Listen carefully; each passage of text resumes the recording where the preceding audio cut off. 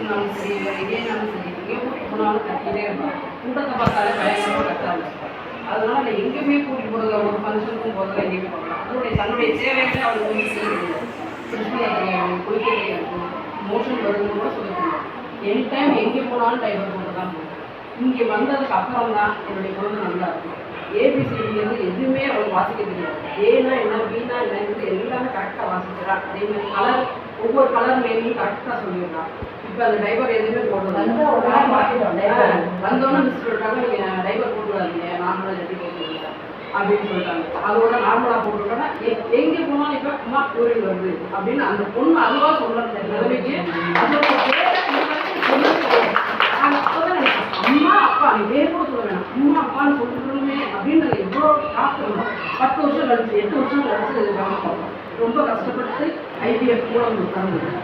அப்போ அதோடைய பேரை சொல்ல முடியலையே, அம்மாங்கிற வார்த்தையை சொல்ல முடியலையே நினச்சோம். இங்கே வந்ததுக்கு அப்புறம் தான் அம்மா அப்பா, அம்மாவோட பேர் என்ன, அப்பாவோட பேரோட என்ன, என்னுடைய பேர் என்ன அப்படிங்கிறதே அது சொல்ல ஆரம்பிச்சு. அது எனக்கு ரொம்ப யாருக்காவது 9th கம்ப்ளைண்ட் சொல்ல மாட்டாங்க.